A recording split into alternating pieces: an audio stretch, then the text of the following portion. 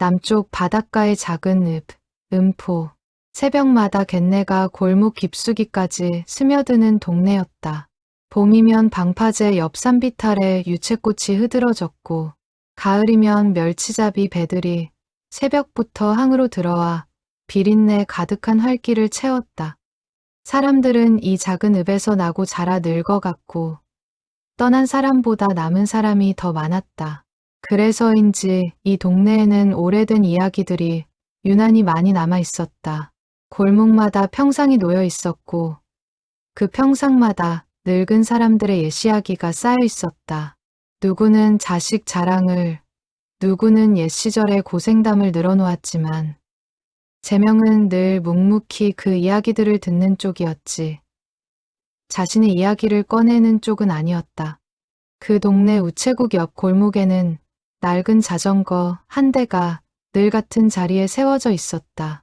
안장은 헝겊으로 몇 번이나 덧대어 기운 것이었고, 짐바지에는 색이 바랜 우편 가방이 매달려 있었다.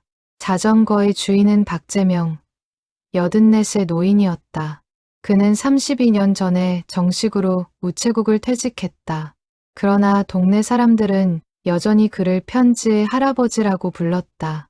매주 2번, 화요일과 금요일 아침이면 재명은 그 낡은 자전거를 끌고 우체국 뒷마당으로 향했다. 그곳에는 아무도 찾지 않는 우편물들이 쌓여있는 작은 창고가 있었다.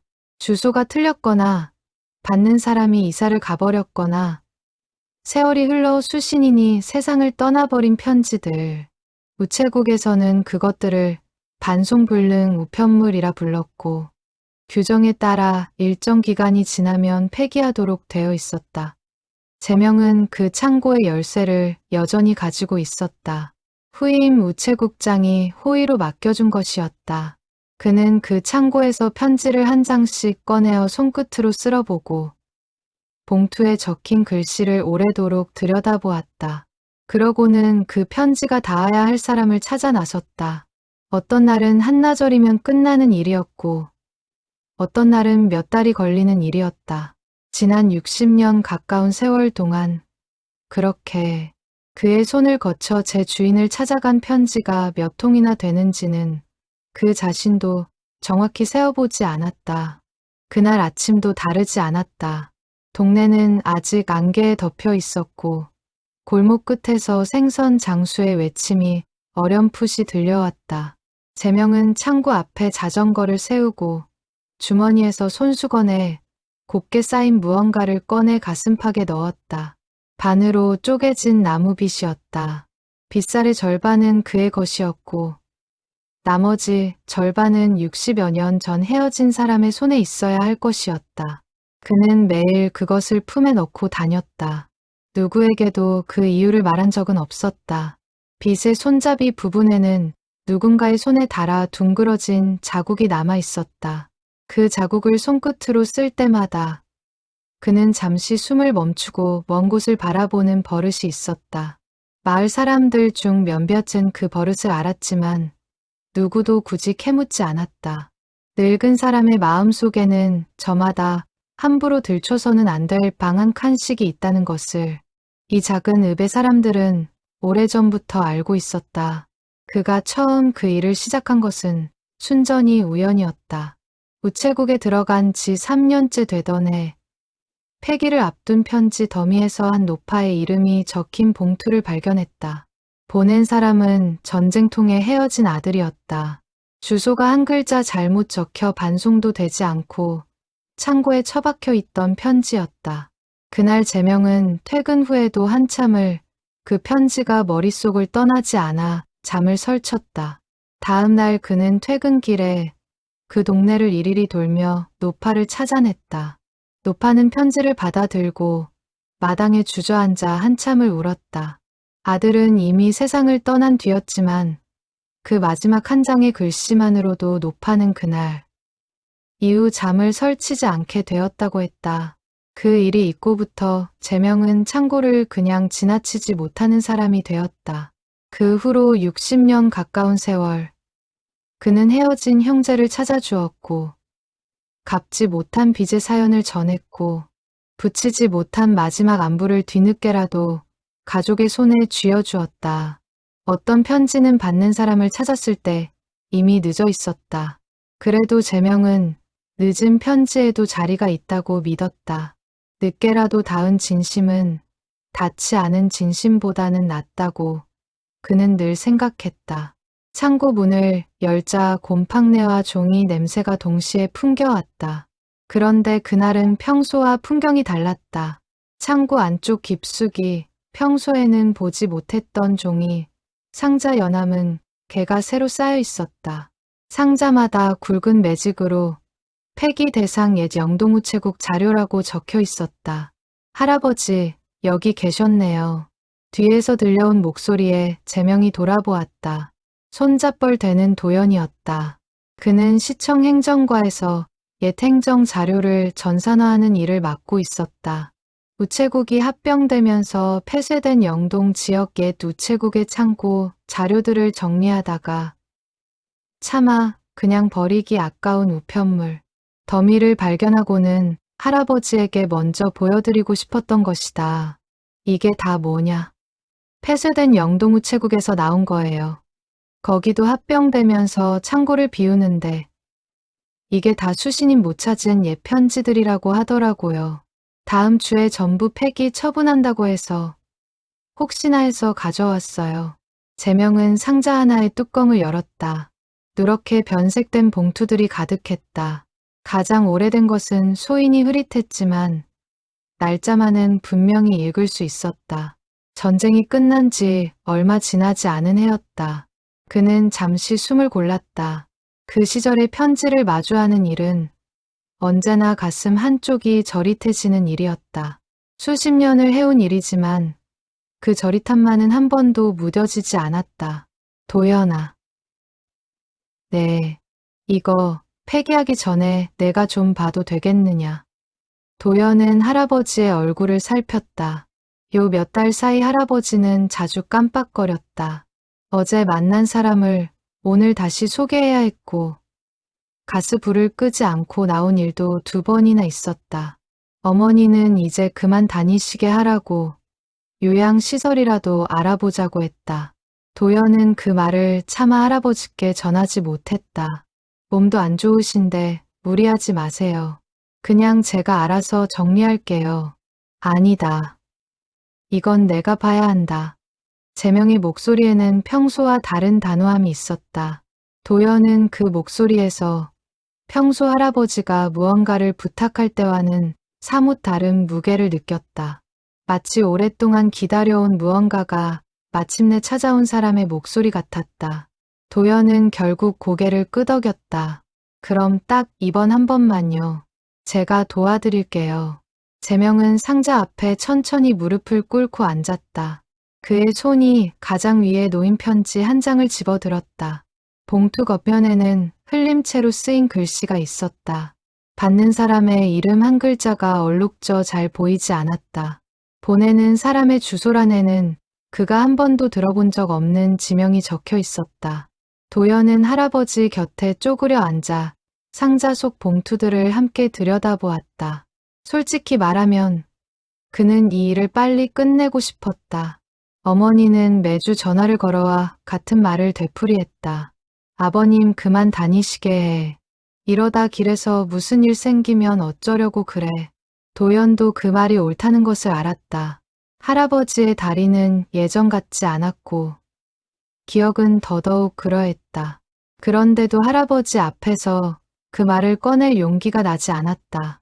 평생을 이 일에 바친 사람에게 이제 그만두라는 말이 얼마나 모진 말인지 알기 때문이었다. 할아버지, 그런데 이 편지들은 다 영동 쪽 거예요. 여기서 한참 먼 동네인데 사람들 찾으러 거기까지 다니시려고요? 제명은 대답 없이 봉투들을 한 장씩 책상 위에 가지런히 늘어놓았다. 모두 17통이었다. 그 중 한 통, 가장 아래쪽에 깔려있던 봉투의 모서리가 유난히 닳아 있었다. 봉투를 쥔 그의 손끝이 미세하게 멈췄다. 무언가 설명할 수 없는 느낌이었다. 오랜 세월 편지를 만져온 손은 종종 종이의 무게만으로도 그 안에 담긴 사연의 깊이를 가늠하곤 했다. 재명은 그 봉투를 따로 빼내어 품에 넣었다. 이건 내가 먼저 좀 봐야겠다. 도연은 별다른 말 없이 고개를 끄덕였다. 창고 밖으로 노을이 번지고 있었다. 두 사람은 나머지 상자들을 자전거 짐바지와 도연의 차에 나누어 싣고 창고를 나섰다. 재명의 가슴 속에서 손수건에 쌓인 반쪽짜리 나무빗과 다른 봉투 한 장이 나란히 자리를 잡았다. 그는 알지 못했다. 그 봉투 속에 60여 년 동안 그를 기다려온 한 사람의 마지막 진심이 담겨 있다는 것을, 그리고 그것이 그의 생애의 마지막 임무가 되리라는 것을. 재명의 기억은 70년 가까운 시간을 거슬러 올라갔다. 그가 나고 자란 곳은 휴전선 너머 북쪽 바닷가의 작은 마을 달빛나루였다. 마을 이름은 보름달이 뜨는 밤이면 바다가 온통 은빛으로 일렁인다 하여 붙은 것이었다. 그 마을 어귀에는 작은 서당이 있었고 서당 훈장의 딸이 윤서희였다. 재명이 서희를 처음 본 것은 17 되던 봄이었다. 서희는 마을에서 그를 가장 많이 아는 처녀였다. 동네 아이들에게 천자문을 가르치던 그녀의 목소리는 봄바람을 닮아 부드러웠다. 그 목소리가 담장 너머로 흘러나올 때면 지나가던 사람들도 잠시 걸음을 멈추곤 했다. 재명은 그 목소리를 듣기 위해 일도 없이 서당 앞을 서성이던 적이 한두 번이 아니었다. 어느 날 서희가 그를 불러 세웠다. 매일 그렇게 서 있지만 말고 들어와서 글이나 배우시지요. 그녀의 말투에는 장난기와 따뜻함이 동시에 묻어 있었다. 그날부터 재명은 서당 마당 한 구석에 앉아 어설프게 천자문을 익혔다. 글 공부보다는 서희를 보는 일이 목적이었다는 것을 마을 사람들은 다 알면서도 모르는 척했다. 두 사람은 그렇게 3년을 함께 자랐다. 봄에는 산나물을 캐러 같은 산을 올랐고 가을에는 같은 바닷가에서 노을을 보았다. 작은 동네였기에 두 사람이 함께 있는 모습을 본 사람들은 이미 둘의 앞날을 짐작하고 있었다. 서희는 책을 좋아했다. 마을에 몇 권 없는 소설책을 손에 넣으면 밤새 호롱불 아래서 읽고 또 읽었다. 재명은 글을 그리 잘 읽지 못했지만 서희가 읽어주는 이야기를 듣는 것만으로도 충분했다. 어느 여름밤 두 사람은 바닷가 바위에 나란히 앉아 서희가 읽어주는 예시이야기를 들으며 밤을 새운 적도 있었다. 그날 서희는 이야기를 끝맺으며 말했다. 이 이야기 속 사람들은 헤어졌다가도 결국 다시 만나잖아요. 세상 모든 인연은 그런 거래요. 한번 맺어진 인연은 아무리 멀어져도 결국 어딘가에서 다시 이어진대요. 재명은 그 말을 가슴 깊이 새겨두었다. 별빛 아래서 그녀의 옆얼굴을 바라보던 그 순간 그는 자신의 평생이 이 사람과 함께라면 무엇이든 견딜 수 있을 것 같다는 확신이 들었다. 훗날 그가 평생토록 닿지 못한 편지들을 찾아 헤맨 것도 어쩌면 그날 밤 서희의 그 말 한마디에서 비롯된 믿음이었을지도 모른다. 재명의 아버지가 일찍 세상을 떠난 뒤로 가난한 형편에 혼사를 서두를 처지가 아니었지만 서희의 아버지는 두 사람의 마음을 알고 먼저 정혼을 청했다. 정혼이 정해진 날 밤 두 사람은 마을 어귀 팽나무 아래서 마주 앉았다. 하늘에는 별이 유난히 밝았고 멀리서 풀벌레 우는 소리가 끊이지 않았다. 서희는 자신이 쓰던 나무빗을 반으로 쪼개어 한쪽을 재명에게 건넸다. 이 빗 본래 어머니가 주신 거예요. 반쪽에 나누어 가지면 멀리 떨어져도 마음은 한 몸이라는 뜻이래요. 우리가 떨어질 일이 있겠소. 그래도요. 혹시라도, 정말 혹시라도 그런 날이 오면 이 반쪽을 들고 서로를 찾아요. 이걸 맞춰보면 우리가 서로를 못 알아볼 리가 없을 테니까. 재명은 그 말을 농담처럼 흘려들었다. 그는 그저 서희의 손을 가만히 잡고 앞으로 펼쳐질 두 사람의 날들을 그려보았을 뿐이었다. 작은 집을 짓고 마당에 매화나무를 심고 아이들이 뛰노는 소리로 가득한 그런 평범한 나날들을 그때는 그것이 진짜 약속이 되리라고는 짐작조차 하지 못했다. 이듬해 가을, 전쟁이 터졌다. 처음에는 먼 곳에 일처럼 들리던 포성이 어느 날부터 마을 뒷산 너머에서도 들려오기 시작했다. 밤마다 멀리서 붉은 불빛이 하늘을 물들였고 낮이면 피난 가는 사람들의 행렬이 마을 길을 가득 메웠다. 학교는 문을 닫았고 서당의 글 읽는 소리도 더 이상 들리지 않게 되었다. 마을 사람들은 짐을 꾸려 산을 넘고 바다를 건너 남쪽으로 피하기 시작했다. 재명의 집안도 더 늦기 전에 떠나기로 했다. 어머니와 어린 동생들을 데리고 항구로 향하던 날, 재명은 서희의 집에 들렀다. 서희의 아버지는 노안으로 자리에서 일어나지 못하는 처지였고 서희는 아버지를 두고 떠날 수 없다고 했다. 아버지가 좀 나으시면 다음 배로 곧 따라갈게요. 먼저 가서 자리를 잡아두세요. 기다리겠소. 무슨 일이 있어도 기다리겠소. 저도요. 어디에 있든 저도 당신을 기다릴게요. 항구는 이미 사람들로 들끓고 있었다. 배는 한정되어 있었고 사람은 넘쳐났다. 군인들이 줄을 통제하며 소리를 질렀다. 아이를 업은 여인들, 보따리를 짊어진 노인들, 우는 아이들의 울음소리가 뒤섞여 항구 전체가 거대한 짐승의 울음처럼 들렸다. 재명은 어머니와 동생들의 손을 붙잡고 떠밀리듯 배에 올랐다. 갑판에 올라선 순간 그는 뒤를 돌아보았다. 인파 속 어딘가에 서희가 있을 것이라 믿고 눈으로 그 얼굴을 찾았다.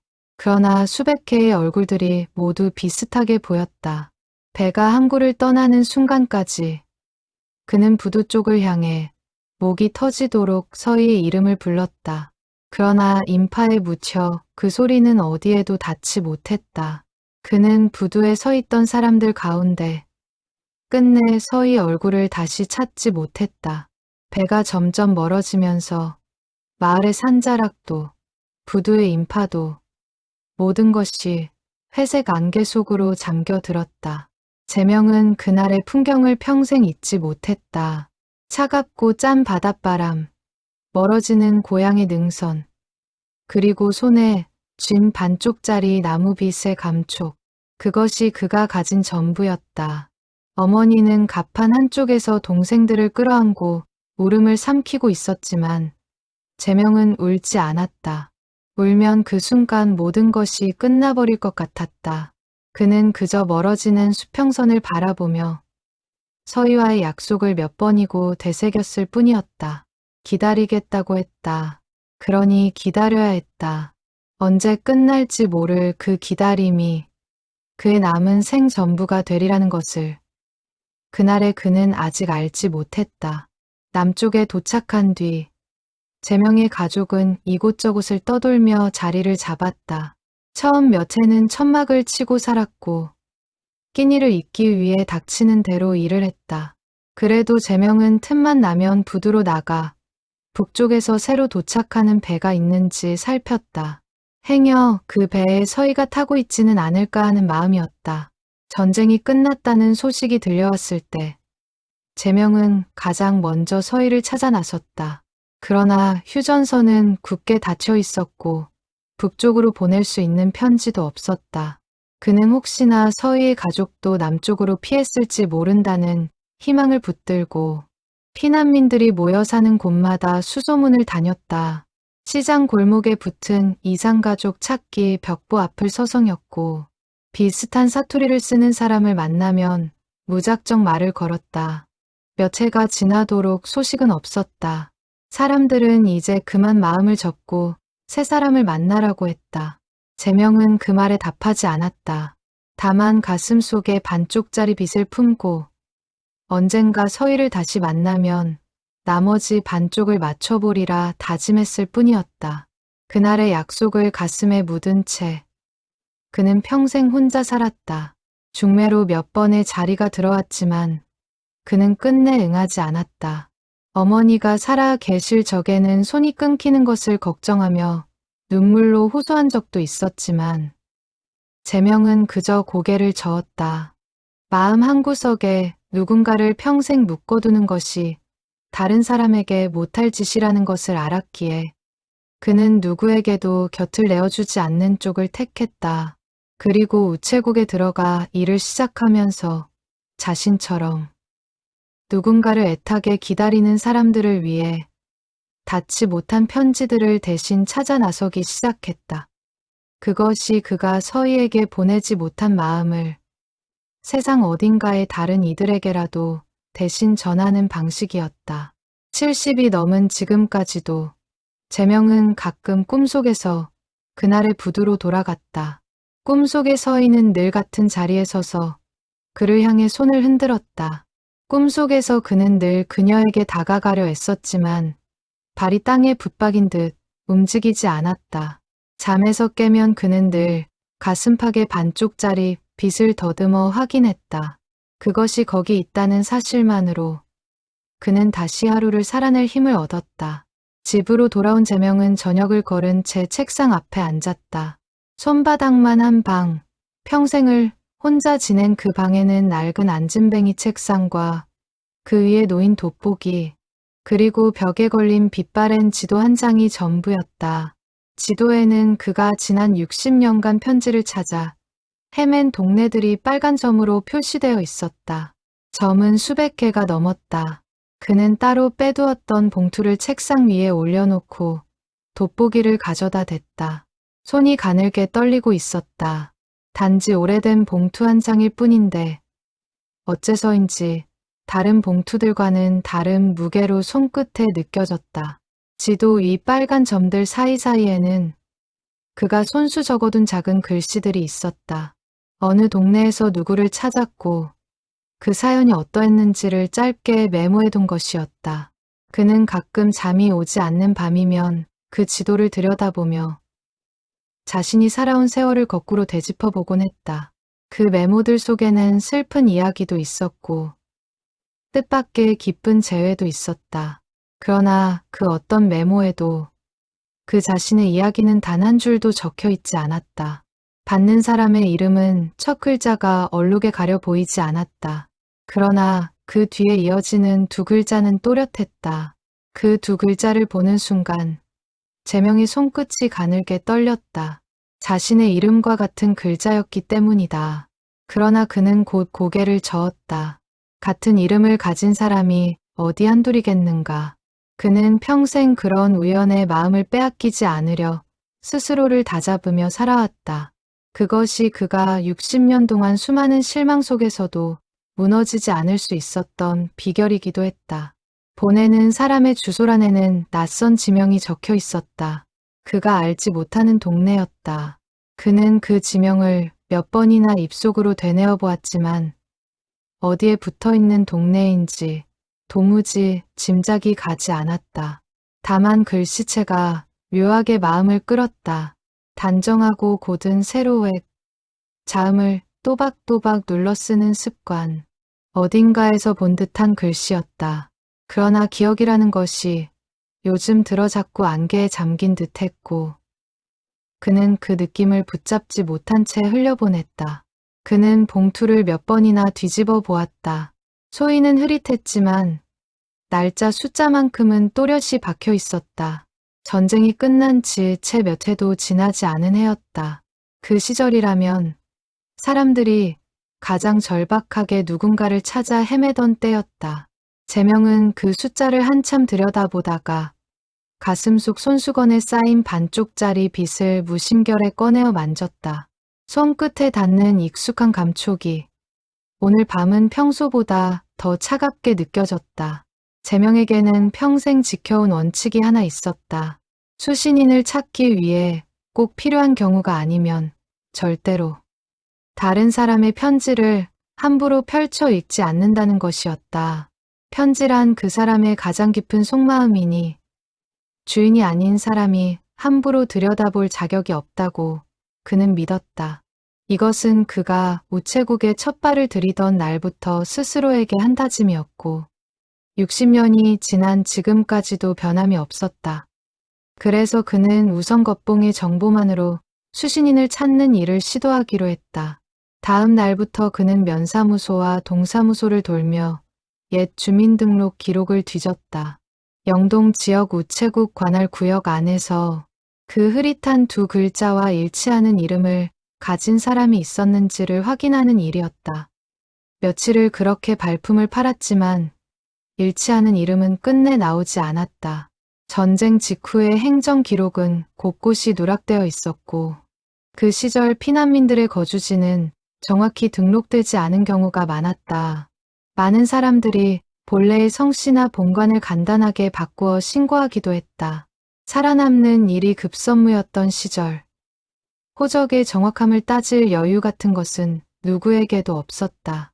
면사무소 직원들은 그런 옛 기록을 들고 찾아오는 노인을 처음에는 의아하게 여겼지만 사정을 듣고는 다들 한 번씩 서랍을 더 뒤져보곤 했다.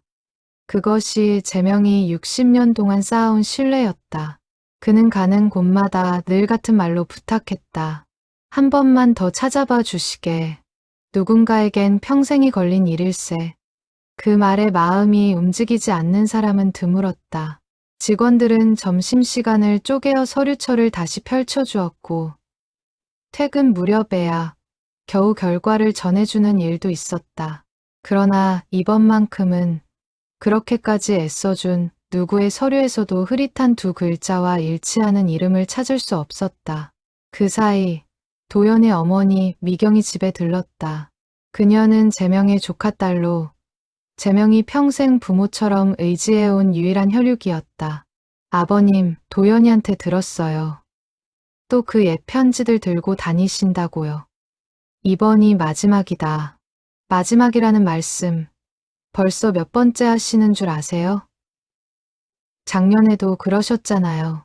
이제 연세도 있으신데 그만 내려놓으시고 편히 지내세요. 요양시설 알아봤는데 시설도 깨끗하고 어르신들도 많이 계시더라고요. 한번 가서 보기만이라도 하세요. 제명은 한동안 말이 없었다. 그는 창밖으로 시선을 돌렸다. 골목 끝으로 저물어가는 햇빛이 비쳐들고 있었다. 미경아, 내가 이 일을 왜 시작했는지 너도 알지 않느냐. 미경의 얼굴이 잠시 흐려졌다.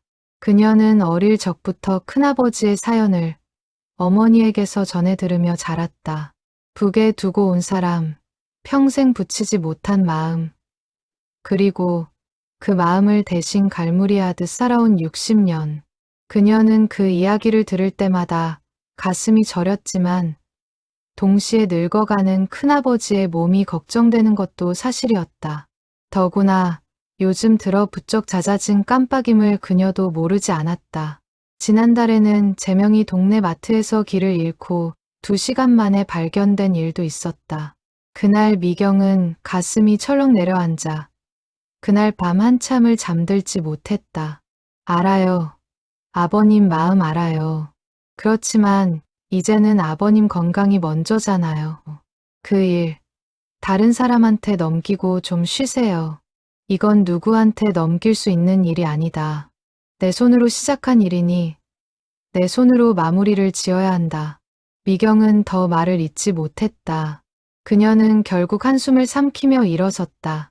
문을 나서기 전 그녀는 한 번 더 돌아보았다. 이번 일 끝나면 그땐 정말 시설 한번 가서 보기로 해요. 약속하시는 거예요. 제명은 대답 대신 옅게 웃었다. 그 웃음이 약속인지 아닌지 미경은 끝내 알 수 없었다. 그녀는 무거운 마음으로 신발을 신으며 큰아버지의 뒷모습을 한 번 더 돌아보았다. 그 등이 유난히 작아 보였다. 미경이 돌아간 뒤 제명은 다시 책상 앞에 홀로 앉았다. 방 안은 어느새 어둑해져 있었다. 그는 불을 켜지 않은 채 한참을 그 봉투만 바라보았다. 같은 이름의 우연일 뿐이라고 스스로 되뇌었지만 가슴 한쪽에서는 자꾸 다른 소리가 들려왔다. 마치 오래전에 닫아둔 방문 너머에서 누군가 조용히 노크를 하는 듯한 느낌이었다. 그는 그 느낌을 떨쳐내려 몇 번이나 고개를 흔들었지만 소용이 없었다. 결국 그는 자리에서 일어나 불을 켜고 다시 봉투를 집어들었다. 결국 그는 마지막 방법을 쓰기로 했다. 수신인을 특정할 다른 길이 없다면 봉투 안의 내용을 확인해서라도 실마리를 찾아야 했다. 그는 평생 지켜온 원칙을 깨야 하는 순간 앞에서 오래도록 망설였다. 다른 사람의 마음을 함부로 들여다보지 않겠다는 다짐을 60년 동안 단 한 번도 어긴 적이 없었다. 그러나 이대로 폐기될 운명의 편지를 그냥 둘 수는 없었다. 벽시계 소리만이 방 안에 울렸다. 창밖에서는 늦은 밤바람이 골목을 훑고 지나가는 소리가 들렸다. 재명은 두 손을 가만히 무릎에 얹고 한참을 그렇게 앉아 있었다. 그는 평생 수많은 타인의 사연 앞에서 냉정을 지켜왔지만 이번만큼은 가슴이 이상하게 뛰었다. 마치 오래전에 잃어버린 무언가가 이 방 안 어딘가에서 자신을 부르고 있는 듯한 느낌이었다. 그는 자신의 그런 감상을 늙음이 가져온 헛된 기대라 여기며 떨쳐내려 했지만 손은 이미 봉투를 향해 움직이고 있었다.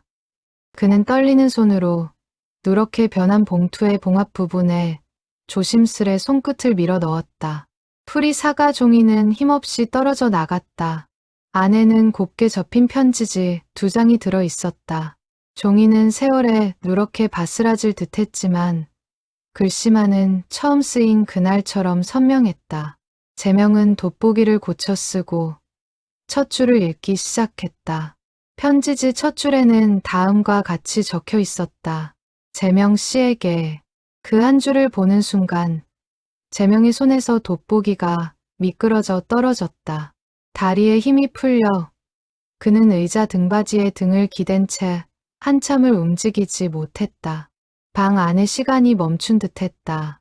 심장이 귓속에서 뛰는 소리가 들릴 정도였다. 그는 두 손으로 가슴을 한번 누르고 다시 돋보기를 집어들었다. 손이 너무 떨려 글씨를 읽기까지 몇 번이나 다시 자세를 고쳐야 했다. 60여 년 전 그날 밤 팽나무 아래서 서희가 천천히 또박또박 글씨를 눌러 쓰던 모습이 떠올랐다. 그때 그녀가 가르쳐주던 글씨체와 지금 눈앞에 이 글씨가 한치도 다르지 않았다. 의심할 여지가 없었다. 이것은 서희의 글씨였다. 세월이 흘러도 사람의 손끝에 새겨진 습관은 변하지 않는다는 것을 그는 그 순간 다시금 깨달았다. 재명은 숨을 깊게 들이쉬고 떨리는 눈으로 다시 첫 줄로 돌아갔다. 그리고 한 글자 한 글자 마치 그 옛날 서당 마당에서 서희에게 글을 배우던 소년처럼 천천히 읽어 나가기 시작했다. 재명 씨에게 이 편지가 당신께 닿을지 저도 알 수 없습니다. 그래도 이렇게 쓰지 않으면 견딜 수가 없어서 펜을 들었습니다. 몇 번이나 펜을 들었다가 다시 내려놓기를 반복했는지 모릅니다. 아버지는 그 해 겨울을 넘기지 못하고 돌아가셨습니다. 저는 이듬해 봄, 동네 아주머니 몇 분과 함께 배를 얻어 타고 남쪽으로 내려왔습니다. 처음 도착한 곳은 부둣가의 작은 마을이었습니다. 거기서 한동안 남의 집 부엌일을 도우며 지냈고 몇 해 뒤 지금 사는 이곳 청솔이라는 곳에 자리를 잡았습니다. 바느질을 배워 작은 일을 하며 지내고 있습니다. 처음 이곳에 왔을 때는 말도 다르고 풍습도 달라 적응하기가 쉽지 않았습니다. 그러나 동네 사람들이 따뜻하게 받아주셔서 지금은 이곳도 제 고향처럼 정이 들었습니다.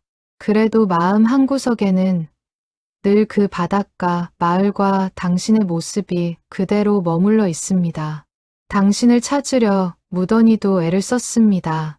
피난민들이 모인다는 곳마다 찾아가 당신의 이름을 묻고 다녔고 라디오에서 이산가족을 찾는 방송이 나올 때마다 혹시나 하는 마음으로 끝까지 귀를 기울였습니다.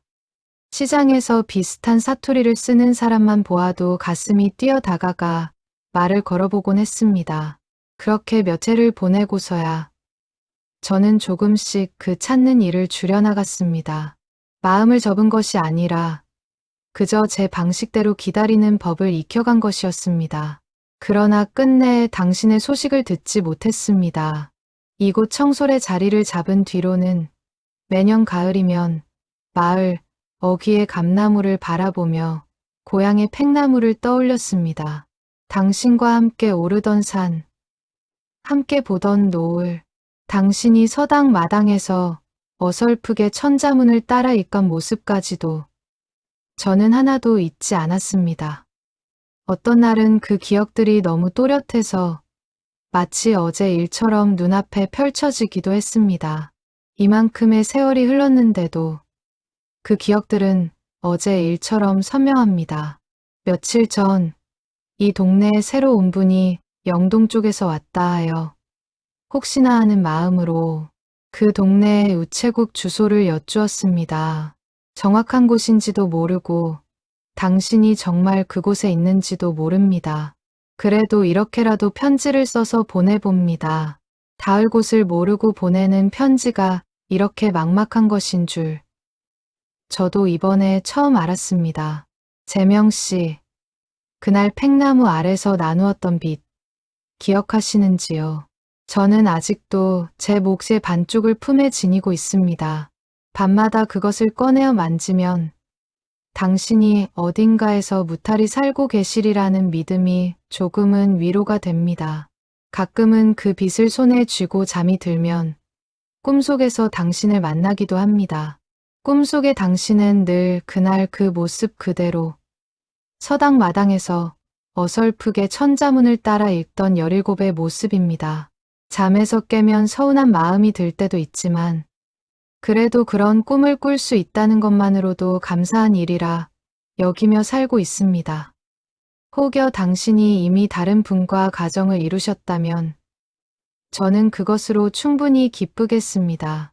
그저 당신이 어딘가에서 건강하게 평안하게 지내고 계시다는 것만 알 수 있다면 더 바랄 것이 없습니다. 저를 향한 마음의 짐은 조금도 지지 마세요. 그날 부두에서 당신이 저를 두고 떠난 것이 아니라는 것을 저는 누구보다 잘 알고 있습니다. 세상이 그 시절의 모진 운명이 우리를 갈라놓은 것일 뿐입니다. 저는 그날의 혼란을 똑똑히 기억합니다. 사람들에게 떠밀려 당신이 부르는 제 이름을 듣고도 그쪽으로 갈 수 없었던 그 순간을, 그러니 당신도 더는 자신을 탓하지 마시기를 진심으로 바랍니다. 다만 이 한 가지는 꼭 전하고 싶었습니다. 저는 당신을 만난 것을 단 한순간도 후회한 적이 없습니다. 짧았던 그 시절이 제 평생 가장 환했던 날들이었습니다. 그 환한 날들이 있었기에 저는 이후의 모든 어려운 날들도 견딜 수 있었습니다. 이 편지가 혹시라도 당신께 닿는다면 짧게라도 답장을 보내주시겠습니까? 살아 계시다는 것만 알려주셔도 좋습니다. 저는 이 동네 청솔에서 당신의 답장을 기다리겠습니다. 부디 건강하시길. 서희 올림. 재명은 마지막 줄까지 읽고서 편지지를 두 손으로 감싸 쥔 채 고개를 떨구었다. 어깨가 떨리기 시작했다. 그는 평생 남의 사연 앞에서 눈물을 보인 적이 거의 없었다. 그러나 그날 밤, 그는 빈 방 안에서 어린아이처럼 소리내어 울었다. 60년이 넘는 세월을 건너온 한 사람의 목소리가 마침내 그에게 닿은 것이었다. 그러나 그 목소리는 너무 늦게 도착했다. 너무도 늦게. 그는 같은 줄을 몇 번이나 다시 읽었다. 그날 부두에서 당신이 저를 두고 떠난 것이 아니라는 것을 저는 누구보다 잘 알고 있습니다. 그 한 줄을 읽을 때마다 60년간 가슴 깊이 묻어두었던 죄책감이 조금씩 허물어지는 것을 느꼈다. 그는 늘 스스로를 탓해왔다. 더 악착같이 부두에 매달렸어야 했다고. 인파를 해치고서라도 그녀를 찾아냈어야 했다고. 그러나 서희는 단 한 번도 그를 원망한 적이 없었다. 그 사실이 위로보다는 오히려 더 깊은 아픔으로 다가왔다. 그녀가 그를 원망했다면 차라리 마음이 편했을지도 몰랐다. 그녀가 그를 원망했다면 차라리 마음이 편했을지도 몰랐다. 그는 편지지를 가슴에 품고 다른 한 손으로는 손수건에 쌓인 반쪽짜리 빗을 꺼내 쥐었다. 2개의 반쪽이 마침내 비록 손에서 남아 나란히 놓였다. 빗살의 모양은 60여 년이 지나도 한치의 오차 없이 맞아 들어갔다. 그는 그 2조각을 맞추어 보며 마치 서희의 손을 다시 잡은 듯한 기분이 들었다. 손바닥 안에서 2개의 나무 조각이 만들어내는 그 작은 완성이 지금 그가 느낄 수 있는 유일한 위로였다. 창밖으로 새벽이 밝아오고 있었다. 재명은 그 새벽빛 속에서 자신이 앞으로 무엇을 해야 할지를 어렴풋이 깨닫기 시작했다. 서희를 찾아야 했다. 청솔이라는 곳이 지금도 있는지, 그곳에 서희가 아직 살고 있는지 무엇 하나 알 수 없었지만 그는 더 이상 망설일 수 없었다. 남은 시간이 얼마나 될지 그 자신도 알지 못했기 때문이었다. 날이 완전히 밝자 그는 떨리는 손으로 전화기를 들어 도연에게 전화를 걸었다. 수화기를 들기까지도 한참이 걸렸다. 평생 남의 사연 앞에서는 늘 침착했던 그가 자신의 일 앞에서는 이렇게 손이 떨린다는 사실이 새삼스럽게 느껴졌다. 도연아, 부탁이 하나 있다. 청솔이라는 동네를 좀 찾아봐 주겠느냐. 전화기 너머로 도연의 의아한 목소리가 들려왔다. 재명은 잠시 말을 멈추었다가 천천히 다시 입을 열었다. 이번 편지는 다른 사람의 것이 아니다. 내게 온 것이다. 전화기 너머로 잠시 침묵이 흘렀다. 도연은 무슨 말인지 바로 이해하지 못한 듯했다. 재명은 더 설명하지 않았다. 직접 만나서 이야기해도 늦지 않을 것이었다.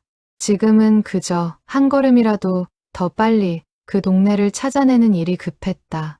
도연은 그날 오후 내내 옛 행정구역 자료를 뒤졌다. 청솔이라는 지명은 현재의 지도에는 나오지 않았다. 그러나 옛 행정구역 통합 기록을 살피던 그는 40여 년 전 행정구역이 개편되면서 청솔리라는 작은 마을이 인근의 더 큰 면에 편입되어 이름이 바뀐 사실을 찾아냈다. 지금은 미륵면 청솔마을이라는 이름으로 일부 남아 있었다. 차로 3시간 남짓 걸리는 내륙 산골 동네였다. 도연이 그 사실을 전화로 알리자 재명은 그 자리에서 바로 짐을 챙기겠다고 했다. 그의 목소리에는 평소에는 들어본 적 없는 다급함이 묻어 있었다. 할아버지, 일단 제가 자료를 좀 더 찾아보고요. 거기 가신다고 해도 당장 누구를 만날 수 있는 것도 아니잖아요. 내일 아침 첫 차로 가야 한다. 도연은 한숨을 내쉬었다. 그는 결국 자신이 직접 차를 몰아 데려다 드리기로 했다. 혼자 버스를 갈아타며 가시게 했다가 무슨 일이 생길지 몰랐다. 그는 휴가를 하루 내고 다음 날 새벽 일찍 재명의 집 앞으로 차를 몰았다. 그러나 그 사실을 미경이 알게 되었다. 그녀는 전날 밤늦게 도연에게 전화를 걸어 화를 냈다. 너 지금 뭐 하는 거야? 아버님 모시고 그 먼 산골까지 간다는 게 무슨 소리야? 거기 가서 누구를 만나는데 70년 전 헤어진 사람을 찾겠다고 이 연세의 산을 넘으신다는 게 말이 돼? 엄마, 할아버지가 평생 처음으로 저렇게 간절하게 부탁하시는 거예요. 이번 한 번만 도와드리고 싶어요. 내가 모르는 게 있어. 노인분들 저렇게 갑자기 기력을 내실 때 오히려 더 위험한 거야. 무리하시다가 쓰러지시면 그땐 어쩔 거야. 너 그 책임 다 질 수 있어? 도연은 어머니의 말이 틀리지 않다는 것을 알았다. 그러나 동시에 할아버지의 눈빛에서 본 그 절박함을 모른 척할 수도 없었다. 그는 평생 할아버지가 그렇게까지 무언가를 간절히 원하는 모습을 본 적이 없었다. 늘 남을 위해 발 뻗고 나서던 분이 처음으로 자신을 위해 무언가를 부탁하고 있었다. 그는 결국 어머니에게 약속했다. 제가 곁에서 다 챙길게요. 무리되는 일 있으면 바로 돌아올게요. 이번 한 번만요. 미경은 끝내 마음을 놓지 못했지만 더 막을 도리도 없었다. 그녀는 전화를 끊기 전 낮은 목소리로 한마디를 덧붙였다. 그래, 알겠다. 그런데 도연아, 너도 너무 깊게 마음 쓰지는 마라. 70년 전 일이야. 너무 큰 기대는 하지 않는 게 좋을 거다. 도연은 그 말에 대답하지 않았다. 그러나 마음속으로는 어머니의 그 걱정 어린 당부가 단지 현실적인 조언만이 아니라는 것을 어렴풋이 느꼈다. 어쩌면 어머니 역시 할아버지가 또 한 번 상처받는 것을 보고 싶지 않은 마음이었을 것이다. 다음 날 새벽, 재명은 평소보다 일찍 일어나 짐을 꾸렸다. 창밖은 아직 어두웠지만 그의 눈만은 어느 때보다 또렷이 빛나고 있었다. 옷가지를 챙기다가 그는 잠시 멈춰서서 자신이 무엇을 가방에 넣었는지 기억이 나지 않아 한참을 서 있었다. 결국 가방을 다시 열어 하나하나 확인해야 했다. 약봉지를 2번이나 다시 챙겼고 한 번은 챙긴 사실조차 잊어버려 3번째로 약장을 열었다. 그는 그런 자신의 모습에 잠시 씁쓸한 표정을 지었지만 이내 고개를 흔들고 가방을 닫았다. 잊어버리기 전에 해내야 할 일이 있었다. 도연의 차에 오르며 재명은 가슴팍 손수건에 쌓인 반쪽짜리 빗과 서희의 편지를 품에 꼭 안았다. 차가 출발하자 그는 창밖으로 스쳐가는 풍경을 가만히 바라보았다. 산을 넘고 강을 건너는 동안 그는 거의 입을 열지 않았다. 도연도 굳이 말을 걸지 않았다. 라디오에서 흘러나오는 옛 가요만이 차 안의 정적을 채웠다. 할아버지, 도착하면 바로 그분을 만날 수 있을 거라고는 생각하지 마세요. 70년이 지났잖아요. 그분이 지금까지 그 마을에 계실 가능성도 사실 낮고요. 안다. 그래도 가야 한다. 혹시 못 찾으시면 어떡하실 거예요? 재명은 한동안 답하지 않았다. 차창에 비친 자신의 늙은 얼굴을 바라보다가 마침내 입을 열었다. 못 찾아도 상관없다. 가서 찾아보았다는 사실 하나면 된다. 평생 이 마음 하나를 품고 살았는데 이제 와서 가만히 앉아 기다리기만 할 수는 없지 않으냐. 도연은 그 말에 더 이상 묻지 않았다.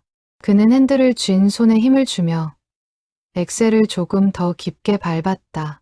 창밖으로 가을 들판이 빠르게 스쳐 지나갔다. 누렇게 익은 벼들이 바람에 흔들리는 모습이 어딘가 쓸쓸하면서도 풍요로운 풍경을 만들어내고 있었다. 도연은 운전을 하면서도 옆자리에 앉은 할아버지의 옆 얼굴을 가끔 흘끗거렸다. 그 얼굴에는 두려움과 기대가 동시에 떠올라 있었다. 그는 처음으로 할아버지도 자신과 같은 한 사람의 청년이었던 시절이 있었다는 것을 실감했다. 3시간을 달려 도착한 미륵면은 사방이 낮은 산으로 둘러싸인 조용한 산골 마을이었다. 차창 밖으로는 끝없이 이어진 논과 밭, 그리고 듬성듬성 서 있는 감나무들이 스쳐 지나갔다. 도중에 휴게소에 들렀을 때 작은 일이 있었다. 화장실에 다녀온 재명이 차로 돌아오는 길을 찾지 못해 10여 분간 주차장을 헤맨 것이다. 도연이 황급히 뛰어가 찾았을 때 재명은 낯선 차량들 사이에서 당황한 얼굴로 두리번거리고 있었다. 할아버지, 여기 계셨어요? 도연의 목소리에 재명은 안도와 부끄러움이 뒤섞인 표정을 지었다. 차가 다 똑같이 생겨서 말이다. 도연은 애써 웃으며 할아버지의 팔을 잡았지만 속으로는 가슴이 철렁 내려앉았다. 어머니의 말이 옳았던 걸까? 그는 잠시 차를 돌려야 하나 고민했다. 그러나 차에 다시 오른 재명의 눈빛은 조금 전에 흐트러짐을 찾을 수 없을 만큼 또렷했다. 그는 무릎 위에 올려둔 편지를 가만히 쓰다듬으며 말했다. 도연아, 내가 가끔 깜빡깜빡하는 거 너도 알고 내 어미도 안다. 그런데 이상하게도 이 편지에 관한 것만큼은 단 한 글자도 잊히지 않는다. 그러니 걱정 말고 가자. 도연은 그 말에 더는 차를 돌리자는 말을 꺼내지 못했다. 그는 다시 시동을 걸었다. 그러나 그날부터 그는 차 안에 작은 메모지를 늘 준비해 두었다. 할아버지가 깜빡하시면 적어드릴 수 있도록 목적지와 일정을 간단히 적은 쪽지였다. 그는 그 쪽지를 할아버지의 외투 주머니에 슬쩍 넣어드렸다. 재명은 그것을 알아챘지만 굳이 내색하지 않았다. 그저 고맙다는 말을 마음속으로만 되뇌었다. 마을 입구에는 오래된 느티나무 한 그루가 서 있었고 그 아래 평상에 동네 노인 몇이 모여 앉아 있었다. 도연은 차를 세우고 먼저 다가가 사정을 물었다. 노인들은 서로 얼굴을 마주 보며 한참을 의논하더니 그중 한 사람이 입을 열었다. 청솔마을이면 저 산 넘어요. 지금은 사람이 별로 안 살아. 그래도 가보면 알 거요. 거기 윤씨 할머니 한 분이 오래 사셨었는데 그 집 손녀가 아직 그 동네 어디 살고 있을 거요. 다른 노인 하나가 옆에서 덧붙였다. 그 할머니 인심이 좋아서 동네에서 모르는 사람이 없었지. 손재주도 좋고 돌아가신 지 몇 해 됐을 텐데. 그 말에 재명의 얼굴빛이 순간 하얗게 변했다. 그는 차마 더 묻지 못하고 그저 마른 입술을 달싹였다. 윤씨라는 말에 재명의 가슴이 크게 뛰었다. 그는 차에서 천천히 내려 노인이 가리킨 산길 쪽을 오래도록 바라보았다. 산 너머로 낮은 지붕 몇 채가 흐릿하게 보였다. 도연이 곁으로 다가와 할아버지의 팔을 가만히 부축했다. 두 사람은 잠시 그렇게 나란히 서서 산 너머의 풍경을 바라보았다. 가을 바람이 두 사람의 옷자락을 스치고 지나갔다.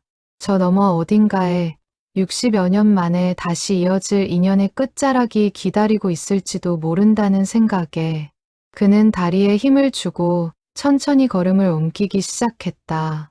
산길을 따라 20분쯤 걸어 오르자 낮은 돌담을 두른 작은 집들이 옹기종기 모여있는 마을이 나타났다. 마을은 고요했다. 빈집이 더 많아 보였고 굴뚝에서 연기가 오르는 집은 손에 꼽을 정도였다.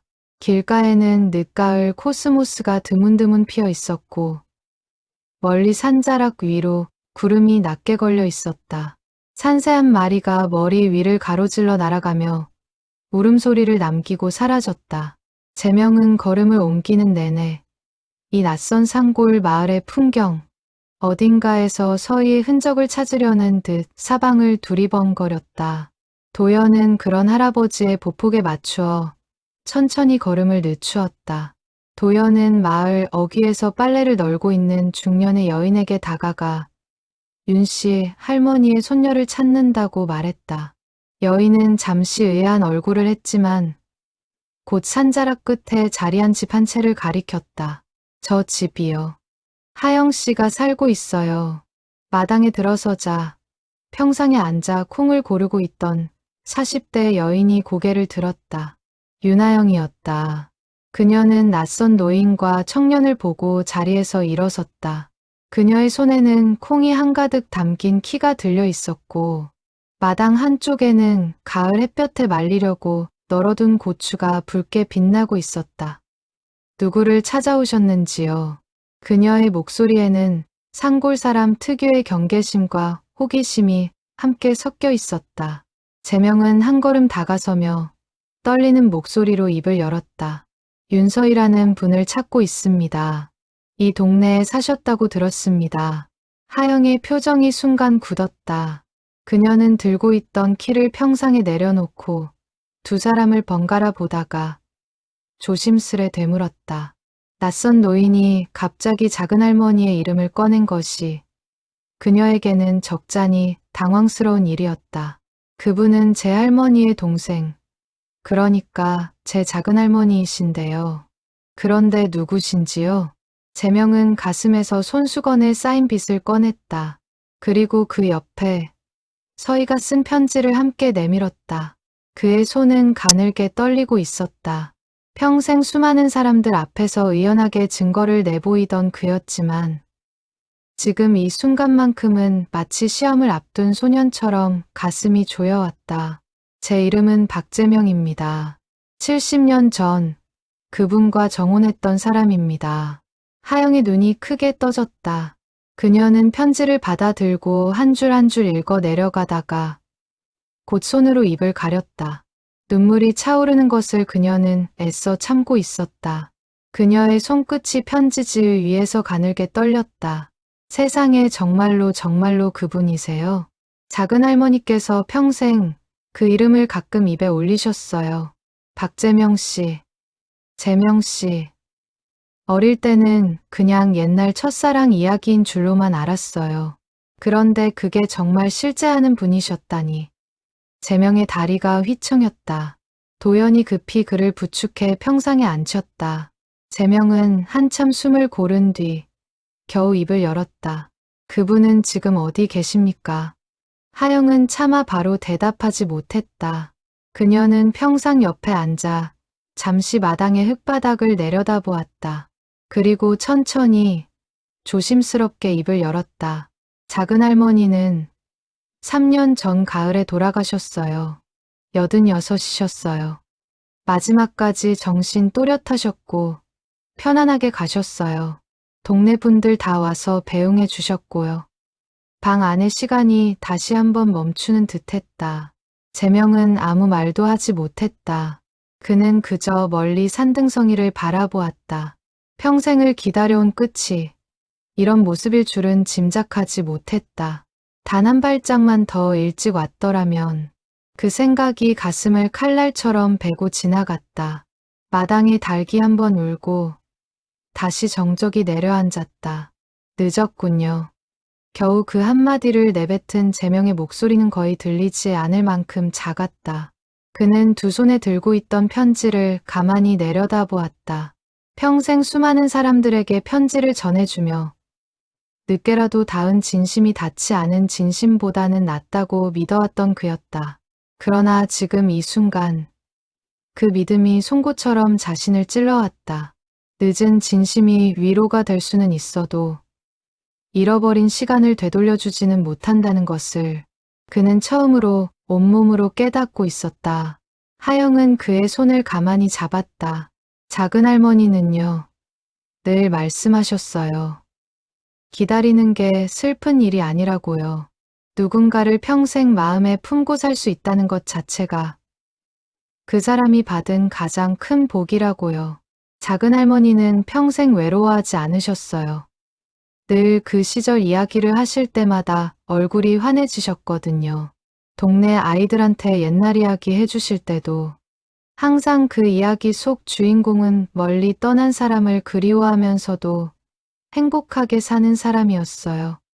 저는 그게 다 작은 할머니 자신의 마음이었다는 걸 이제야 알겠어요. 마당에 어느새 저녁 어스름이 내리고 있었다. 멀리 산봉우리 사이로 붉은 노을이 번지기 시작했다.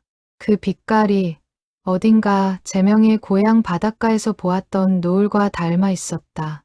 하영은 잠시 말을 멈추고 숨을 가다듬더니 다시 입을 열었다. 그녀의 눈빛에는 오래 묵혀둔 이야기를 꺼내는 사람의 조심스러움이 깃들어 있었다. 작은 할머니는 평생 바느질로 생계를 이으셨어요. 동네에서는 손끝이 야무지기로 유명하셨고요. 결혼은 끝내 안 하셨어요. 집안 어른들이 여러 번 자리를 권하셨지만 그때마다 조용히 고개를 저으셨대요. 한 번은 할머니가, 그러니까 제 할머니가 작은 할머니께 왜 그러시냐고 다그치신 적이 있었대요. 그때 작은 할머니가 이렇게 대답하셨다고 해요. 언니, 나는 이미 마음을 다 줘버려서 더 줄 마음이 없어. 빈 마음으로 누군가를 맞이하는 건 그 사람한테도 못할 짓이야. 그 말을 듣고는 할머니도 더는 권하지 않으셨다고 들었어요. 그 편지를 보내신 것도 제가 어렴풋이 들은 적이 있어요. 그 시절 영동 쪽에 같은 성씨를 쓰는 먼 친척이 살고 있었는데 우편이 그쪽으로 잘못 흘러갔다고 들었어요. 전쟁 직후라 다들 주소도 엉망이고 한 동네에 비슷한 이름 가진 사람도 여럿이었던 시절이었으니까요. 작은 할머니는 답장이 오지 않는 걸 그저 당신이 이미 다른 가정을 이루셨거나 어쩌면 그 편지가 닿지도 못했을 거라고 짐작하셨던 것 같아요. 그러면서도 끝까지 원망은 한 번도 안 하셨어요. 재명은 두 손으로 얼굴을 감쌌다. 그의 어깨가 들썩였다. 도연은 그런 할아버지의 등을 가만히 쓸어내렸다. 그 또한 처음 보는 모습이었다. 평생 다른 이들의 슬픔 앞에서 의연하던 할아버지가 이렇게 무너지는 모습은 마당에 저녁빛이 길게 드리워질 때까지 세 사람은 그렇게 평상에 앉아 있었다. 어디선가 저녁밥 짓는 냄새가 옅게 풍겨왔고 마을 어딘가에서 개 짖는 소리가 들렸다. 그 평화로운 산골의 저녁 풍경이 오히려 세 사람이 짊어진 마음의 무게를 더 선명하게 비추는 듯했다. 한참 만에 하영이 자리에서 일어나 안방으로 들어갔다. 그녀가 방 안에서 무언가를 한참 뒤적이는 소리가 마당까지 들려왔다. 잠시 후 그녀는 낡은 나무 상자 하나를 안고 나왔다. 상자는 그리 크지 않았지만 오랜 세월 손에 닿아 모서리가 둥그러져 있었다. 이거 작은 할머니가 돌아가시기 전에 저한테 맡기신 거예요. 혹시라도 언젠가 박재명이라는 분이 찾아오시면 전해드리라고 하셨어요. 저는 그게 정말로 이루어질 거라고는 솔직히 믿지 않았어요. 그저 작은 할머니의 평생 소원 같은 거라고만 생각했죠. 그런데 이렇게 진짜로 그날이 오니 제가 더 믿기지가 않네요. 재명은 그 상자를 두 손으로 받아들었다. 손끝이 가늘게 떨렸다. 상자의 나뭇결은 손에 닿아 반들반들했다. 그는 그것을 받아든 채 차마 바로 열어보지 못하고 한참을 가만히 들고만 있었다. 마치 그 안에 담긴 것이 무엇인지를 알면서도 그 순간을 조금이라도 더 늦추고 싶은 마음 같았다. 도연과 하영도 그 곁에서 아무 말 없이 그가 마음을 추스를 시간을 기다려 주었다. 재명은 마당 평상에 나무 상자를 내려놓고 떨리는 손으로 뚜껑을 열었다. 저녁 바람이 마당을 스치며 그의 흰 머리칼을 가만히 흔들었다. 뚜껑이 열리는 순간 오래된 나무와 종이 특유의 마른 냄새가 풍겨왔다. 상자 안에는 낡은 천 보따리 하나와 누렇게 변한 종이 뭉치 그리고 흑백 사진 한 장이 들어 있었다. 모든 것이 가지런히 누군가의 정성스러운 손길로 정리되어 있었다. 그는 먼저 천 보따리를 풀었다. 천을 풀어내는 손이 자꾸 미끄러졌다. 그 안에서 나온 것은 반으로 쪼개진 나무빗의 나머지 반쪽이었다. 재명은 가슴에서 자신의 반쪽을 꺼내 두 조각을 나란히 맞추어 보았다. 빗살이 한 치의 틈도 없이 맞물렸다. 70년 가까운 시간이 흘렀음에도 두 조각은 처음부터 하나였던 것처럼 완벽하게 이어졌다. 마치 시간이 그 사이를 비껴간 듯했다. 재명은 그 모습을 바라보며 끝내 참았던 눈물을 다시 쏟았다. 우리가 결국 이렇게라도 다시 만나는구려. 그는 낮게 중얼거렸다. 목소리가 가늘게 떨리고 있었다. 도연과 하영은 그 모습을 말없이 지켜보았다. 종이 뭉치를 펼쳐보니 그것은 한두 장이 아니었다. 세월에 따라 종이의 색과 질감이 조금씩 다른 여러 시기에 쓰인 글들이었다. 어떤 종이는 누렇게 바스라질 듯했고 어떤 종이는 비교적 최근에 거신 듯 결이 살아있었다. 맨 위에는 하영이 작은 메모지에 적어둔 설명이 끼워져 있었다. 작은 할머니가 평생 틈틈이 쓰신 글들입니다. 붙이지 못한 편지라고 하셨어요. 재명은 그 종이들을 한 장씩 넘기기 시작했다. 가장 오래된 것에는 이런 구절이 있었다. 재명 씨, 오늘은 유난히 당신 생각이 났습니다. 마을 어귀에 매화가 피었는데 우리 고향 팽나무 옆에도 이맘때면 매화가 피었지요. 당신도 어딘가에서 이 매화를 보고 있을까요? 그보다 한참 뒤에 쓰인 듯한 글에는 다른 색이 묻어 있었다. 이제는 제법 나이가 들었습니다. 동네 아이들이 저를 아주머니라고 부르다가 어느새 할머니라고 부르기 시작했어요. 세월이 이렇게 흐르는데도 당신을 향한 그리움만은 조금도 낡지를 않습니다. 이상한 일이지요. 다른 모든 것은 빛이 바래는데 당신을 향한 마음만은 처음 그날의 색을 그대로 간직하고 있습니다. 그 사이 어딘가에는 짧지만 유난히 또렷한 필체로 쓰인 글도 있었다. 오늘 마을에 혼사가 있었습니다. 신부의 가마가 마당을 나서는 모습을 지켜보다가 문득 우리가 정혼하던 그 밤이 떠올랐습니다. 팽나무 아래, 별빛 아래서 빛을 나누던 그 순간이요. 저는 그 순간만으로도 평생을 살아갈 힘을 얻었습니다. 사람들은 제가 혼자라서 외롭겠다고들 하지만 저는 단 한 번도 외롭다고 느낀 적이 없습니다. 당신이라는 사람을 마음에 품고 사는 것만으로도 제 하루하루는 늘 채워져 있었으니까요. 또 다른 종이에는 어느 해 추석 무렵에 쓴 듯한 글이 적혀 있었다. 오늘은 보름달이 유난히 밝습니다. 달빛나루에서 보던 그 보름달과 똑같습니다. 마을 이름의 유래가 보름달이 뜨면 바다가 은빛으로 일렁인다 하여 붙은 것이었지요. 저는 오늘도 그 바다를 떠올리며 이 달을 바라봅니다. 당신도 어딘가에서 이 같은 달을 보고 계시겠지요. 그것만으로도 우리는 같은 하늘 아래 있는 셈이라고 저는 그렇게 믿고 살아왔습니다. 그리고 가장 마지막 장, 글씨체가 눈에 띄게 떨리고 흐트러진 것으로 보아 꽤 늙음하게 쓴 듯한 글이 있었다. 제가 이 세상을 떠날 날도 머지않은 듯합니다. 혹시 이 글을 당신이 직접 읽게 되는 날이 온다면 부디 너무 슬퍼하지 마세요. 저는 당신을 만나 사랑했던 그 짧은 시절 하나로 평생을 충분히 행복하게 살았습니다. 당신이 어딘가에서 건강히 평안히 사셨기를. 그리고 혹시 이 글이 닿을 때 제가 이미 떠난 뒤라면 너무 오래 그리워하지 마시고 남은 날들은 가벼운 마음으로 사세요. 그것이 제 마지막 바람입니다. 제명은 그 마지막 구절을 읽고 종이를 가슴에 끌어안았다. 그는 한참을 그렇게 앉아 있었다. 흑백 사진 속에는 댕기머리를 한 젊은 서이가 어느 봄날 마을 어귀에서 환하게 웃고 있었다. 사진 뒤편에는 흐릿한 글씨로 날짜가 적혀 있었다. 제명이 부두에서 그녀를 잃어버리기 불과 몇 달 전의 날짜였다. 그 미소는 제명의 기억 속 모습과 한치도 다르지 않았다. 그는 사진 속 그녀의 눈을 오래도록 들여다보았다.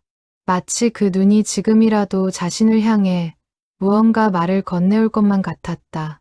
저녁 무렵 하영이 부엌에서 따뜻한 차를 내왔다. 세 사람은 마당에 둘러앉아 서희가 살아온 세월에 대해 이야기를 나누었다. 하영은 자신이 어릴 적 작은할머니에게 들었던 여러 이야기들을 하나씩 풀어놓았다. 서희가 동네 아이들에게 그를 가르쳤던 일, 가난한 집 아이의 혼사에 몰래 옷감을 보탰던 일, 매년 봄 마을 어귀에 매화나무 묘목을 심었던 일까지. 하영은 찻잔을 두 손으로 감싸며 말을 이었다. 작은할머니 방에는 늘 빈 편지지가 한 묶음 놓여 있었어요. 어릴 때는 그게 그냥 할머니의 취미인가 했어요. 가끔 밤에 불빛이 새어나오는 걸 보면 또 글을 쓰시는구나 싶었죠. 한 번은 제가 여쭤본 적이 있어요. 누구한테 보내는 편지냐고. 그때 작은할머니가 웃으시면서 그러셨어요. 보내는 게 아니라 그냥 마음을 적어두는 거란다. 언젠가 그 사람 손에 닿을 날이 오겠지. 저는 그게 그냥 늙으신 분의 쓸쓸한 취미인 줄로만 알았어요. 그런데 그게 진짜였다니. 제명은 그 이야기를 들으며 자신이 알던 17 서희의 모습을 다시 발견했다. 변하지 않은 것이었다. 그녀의 마음은 그 세월 동안에도 한 번도 변하지 않았다. 밤이 깊어지자 도연이 조심스레 입을 열었다. 할아버지, 오늘은 여기 마을 민박에서 하루 묵고 내일 아침에 작은할머니 모신 곳에 다녀오는 게 어떨까요? 제명은 고개를 끄덕였다. 하영이 마을 끝자락의 작은 민박집을 소개해 주었다. 방은 단출했지만 따뜻한 아랫목이 있었다. 도연은 할아버지가 자리에 누우신 것을 보고도 한동안 잠을 이루지 못했다. 그는 옆 이불에서 뒤척이는 할아버지의 숨소리를 들으며 오늘 하루 동안 보았던 모든 장면들을 다시 떠올렸다. 평생 다른 이들의 슬픔을 대신 짊어지고 살아온 한 사람이 마침내 자신의 슬픔과 마주하는 모습을 그는 처음으로 할아버지라는 한 사람을 단순히 가족이 아니라 한 인간으로서 새롭게 바라보게 되었다는 것을 느꼈다. 자정이 가까울 무렵 재명이 낮은 목소리로 말을 건넸다. 도연아, 자느냐? 아니요, 안 자요. 고맙다. 오늘 나를 여기까지 데려다 주어서 고맙긴요. 할아버지, 저야말로 오늘 많은 걸 배웠어요. 재명은 어둠 속에서 천장을 바라보며 다시 입을 열었다. 사람이 평생 한 가지 마음을 품고 산다는 게 미련한 일일 수도 있다. 그런데 말이다. 그 미련함이 없었다면 오늘 같은 날도 없었을 것이다. 사람 사는 일이 다 그런 것 같다. 미련하게 붙잡고 있던 것들이 결국 어느 날엔가는 다 의미가 되어 돌아오더구나. 도연은 그 말에 아무 대답도 하지 못했다. 다만 어둠 속에서 조용히 고개를 끄덕였을 뿐이었다. 재명은 두 조각이 합쳐진 빛을 가슴 위에 가만히 얹은 채 눈을 감았다. 내일 마주해야 할 자리를 생각하면 가슴이 다시 무겁게 가라앉았지만 그는 아직 그녀에게 해야 할 말을 단 한마디도 전하지 못했다는 사실이 오히려 그를 다음 날로 나아가게 하는 힘이 되었다. 전할 말이 있다는 것, 그것이야말로 살아있다는 증거였다. 밤새 한숨도 자지 못한 재명은 동이 트기도 전에 자리에서 일어나 마당으로 나왔다. 새벽 공기가 차가웠다. 그는 합쳐진 나무빛을 손에 쥐고 동쪽 하늘이 서서히 밝아오는 것을 오래도록 바라보았다. 산골의 새벽은 도시와 달리 적막했다. 풀벌레 소리도 잦아들고 아직 산새도 울지 않는 그 짧은 침묵의 시간 속에서 그는 평생 처음으로 완전한 혼자가 된 듯한 기분을 느꼈다. 그러나 그 외로움은 이상하게도 무겁지 않았다. 오히려 어떤 정리되지 않았던 마음이 차분히 가라앉는 듯한 낯설지만 평온한 외로움이었다. 도연과 하영도 곧 잠에서 깨어 마당으로 나왔다. 아침을 먹은 뒤 세 사람은 마을 뒷산 중턱의 작은 묘역으로 향했다. 산길은 가팔랐지만 곳곳에 들꽃이 피어 있어 걸음이 외롭지 않았다. 재명은 지팡이를 짚으며 천천히 걸음을 옮겼다. 평소라면 숨이 차 몇 번이나 쉬어가야 할 길이었지만 그날은 이상하게도 걸음이 멈추지 않았다. 마치 그의 몸이 마음보다 먼저 이 길의 끝에 닿고자 서두르는 듯했다. 길가에 핀 들국화 몇 송이가 바람에 가만히 흔들리고 있었다. 묘역에 다다르자 하영이 한쪽의 작은 봉분 앞으로 일행을 안내했다. 봉분은 작았지만 정성스레 가꾸어져 있었고 주변에는 들국화가 자연스럽게 피어 있었다. 누군가 꾸준히 이곳을 돌보고 있다는 것을 한눈에 알 수 있었다. 비석에는 윤서희라는 이름과 생물년이 단정하게 새겨져 있었다. 비석 앞에는 누군가 며칠 전에 놓고 간 듯한 들꽃 한 다발이 시들어 있었다. 재명은 무릎을 꿇고 앉아 한참을 비석을 바라만 보았다. 70년을 건너온 그리움이 결국 차가운 돌 앞에서야 끝을 맺는다는 사실이 그를 무겁게 짓눌렀다. 그는 떨리는 손으로 비석의 글씨를 쓸어보았다. 돌의 표면은 차가웠지만 그 위에 새겨진 이름은 그의 손끝에서 따뜻하게 느껴지는 듯했다. 그는 그 이름을 몇 번이나 다시 쓸어보았다. 서희야. 그의 목소리가 산속에 작게 울렸다. 바람마저 잦아든 듯 그 작은 목소리가 묘역 전체에 또렷이 퍼져나갔다. 늦었네. 너무 늦었어. 그날 부두에서 조금만 더 악착같이 너를 찾았더라면, 전쟁이 끝난 뒤 조금만 더 멀리까지 찾아다녔더라면, 그랬으면 이렇게 늦지는 않았을 텐데. 그는 한참을 그렇게 자책의 말을 늘어놓았다. 마치 70년간 가슴 한편에 차곡차곡 쌓아두었던 말들을 이제야 비로소 꺼내놓을 자리를 찾은 것 같았다. 그는 자신이 젊은 시절 조금만 더 용감했더라면, 혹은 조금만 더 운이 좋았더라면 달라졌을 수도 있는 수많은 순간들을 하나씩 꺼내어 비석 앞에 늘어놓았다. 그는 그 모든 순간들을 마치 처음 겪는 일처럼 다시 한번 생생하게 되짚었다. 도연과 하영은 조금 떨어진 곳에서 그 모습을 지켜보며 차마 끼어들지 못했다. 산바람이 한 차례 불어와 묘역의 풀잎들을 흔들고 지나갔다. 마치 누군가 옆에서 가만히 그의 어깨를 짚어주는 듯한 바람이었다. 한참 만에 재명은 가슴에서 합쳐진 빗을 꺼내 비석 앞에 가만히 내려놓았다.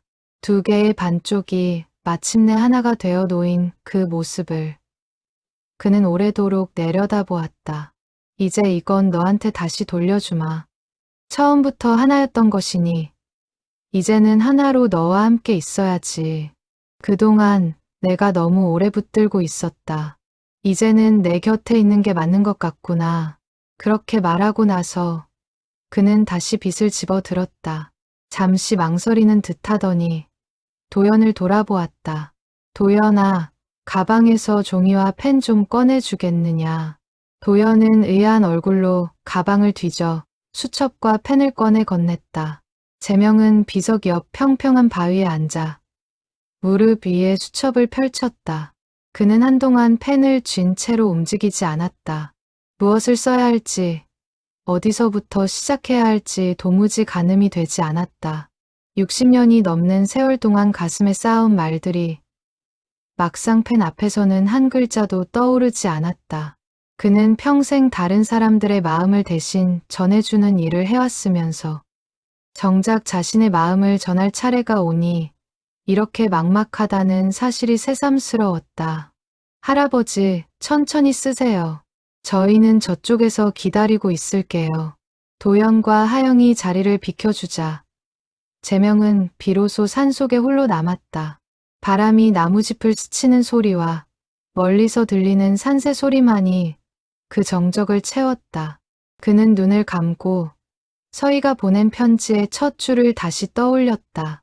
재명 씨에게 그 소박한 첫 줄이 그가 평생 받아본 어떤 글보다도 큰 무게로 다가왔던 순간을 떠올리며 그는 마침내 펜을 종이에 가져다 댔다. 그는 천천히 한 글자씩 또박또박 눌러 쓰기 시작했다. 마치 그 옛날 서당 마당에서 서희에게 처음 글을 배우던 그 소년처럼 서희에게 그렇게 첫 줄을 쓰고 나자 그동안 막혀있던 말들이 뒤로소 천천히 풀려나오기 시작했다.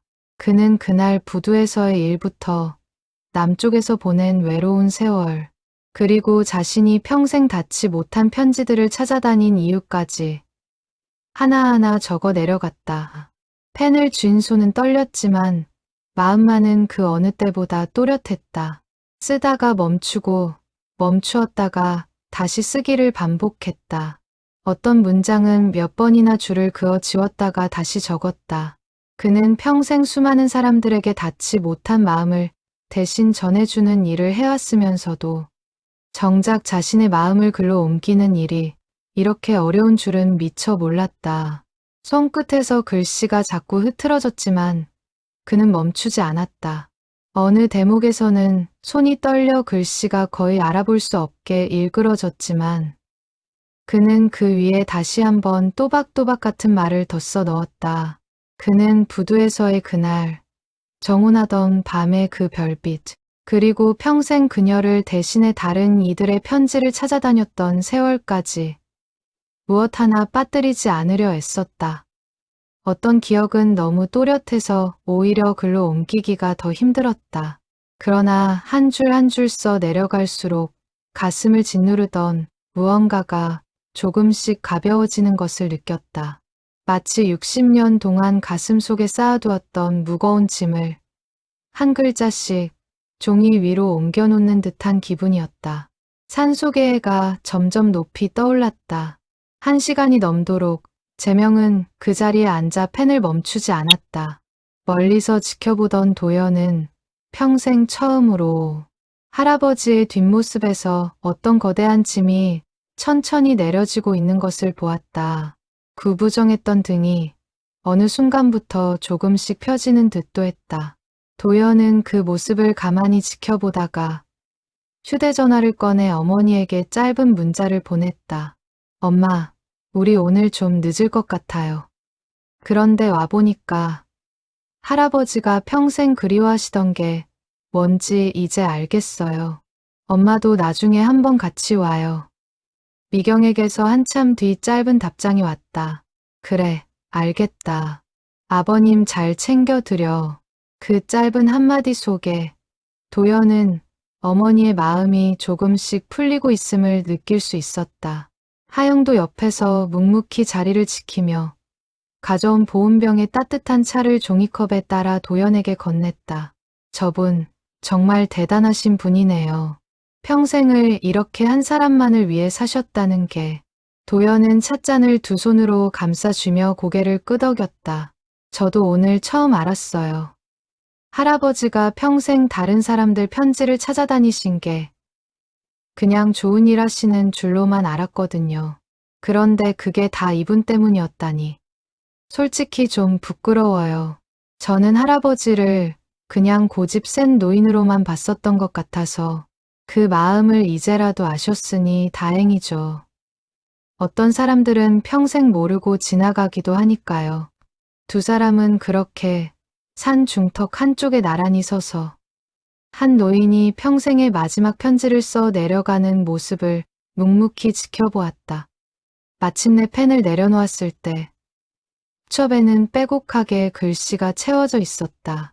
마지막 장에 이르러 펜을 쥔 손이 멈추자 그는 잠시 눈을 감고 깊게 숨을 들이쉬었다. 써내려간 글자들을 다시 마주할 용기를 모으는 시간이었다. 재명은 그것을 천천히 다시 읽어보았다. 그리고 도연과 하영을 불렀다. 너희도 같이 들어주겠느냐. 이 늙은이의 마지막 말을. 두 사람은 비석 앞에 나란히 섰다. 재명은 숨을 깊게 들이쉬고 천천히 읽기 시작했다. 그의 목소리는 처음에는 가늘게 흔들렸지만 점점 또렷해졌다. 서희에게 너무 늦게 답장을 쓰는구려. 당신의 편지가 내게 닿기까지 60년이 넘게 걸렸으니 이 답장도 그저 늦었다 해도 탓하지는 말아주오. 펜을 든 손이 자꾸 떨려 몇 번이나 멈추었다가 다시 이었었다오. 그날 부두에서 나는 당신의 이름을 부르고 또 불렀소. 그러나 그 소리는 끝내 당신께 닿지 못했지. 인파에 떠밀려 배에 오르면서도 나는 끝까지 뒤를 돌아보았소. 그날의 그 풍경을 나는 70년이 지난 지금도 눈을 감으면 그대로 떠올릴 수 있소. 회색 안개 속으로 멀어지던 고향의 산자락과 그 인파 속 어딘가에 있었을 당신의 얼굴을. 그 후로 나는 평생 그날 좀 더 악착같이 당신을 찾았더라면 어땠을까 하는 생각을 떼어내지 못한 채 살았소. 당신의 편지를 읽고서야 알았소. 당신은 단 한 번도 나를 원망하지 않았다는 것을. 그 사실이 나를 더 부끄럽게 만드는구려. 나는 평생 나 자신을 원망하며 살았는데 당신은 끝까지 나를 믿어주었으니 남쪽에 내려온 뒤 나는 우체국에서 일하며 평생을 보냈소. 그리고 당신에게 보내지 못한 이 마음을 세상의 다른 사람들에게라도 대신 전하고 싶어서 닿지 못한 편지들을 찾아 헤매는 일을 시작했소. 그 일을 하며 만난 수많은 사람들의 눈물과 웃음 속에서 나는 늘 당신을 생각했소. 그들의 사연 하나하나가 어쩌면 우리의 이야기와 닮아 있었기 때문이었을지도 모르오. 누군가의 편지가 마침내 그 주인을 찾아갈 때마다 나는 마음속으로 당신에게도 이런 날이 오기를 빌었소. 그것이 내가 당신께 할 수 있었던 유일한 방식의 그리움이었소. 이제야 당신이 평생 나를 향한 마음을 한 번도 거두지 않았다는 것을 알게 되었소. 당신이 남긴 글들을 읽으며 나는 비로소 우리가 떨어져 있던 그 모든 세월 동안에도 단 한순간도 진짜로 떨어진 적이 없었다는 것을 깨달았소. 마음이 이어져 있다면 그것은 떨어진 것이 아니지 않겠소. 우리는 그저 같은 길을 다른 쪽에서 걸어왔을 뿐이었소. 당신이 그 산골 마을에서 매화나무를 심을 때마다 나는 이 바닷가 마을에서 닿지 못한 편지들을 찾아다녔소. 우리는 그렇게 서로 모르는 채로도 같은 마음으로 같은 세월을 살아낸 것이었소. 이제 나도 머지않아 당신을 따라갈 날이 올 것이오. 그날이 오면 우리 다시 그 팽나무 아래서 만나기로 하오. 이번에는 절대로 어떤 인파에도 어떤 운명에도 다시 놓치지 않을 것이오. 그날까지 나는 이 빚을 다시 당신 곁에 두고 가겠소. 더 이상은 나 혼자 품고 다니지 않겠소. 이제는 당신이 있는 곳에서 온전한 하나로 있어야 마땅하니까. 고마웠소, 서희. 나를 만나준 것이, 나를 기다려준 것이, 끝까지 나를 믿어준 것이 모두 고마웠소. 당신을 만난 것은 내 평생 가장 큰 복이었소. 제명 울림.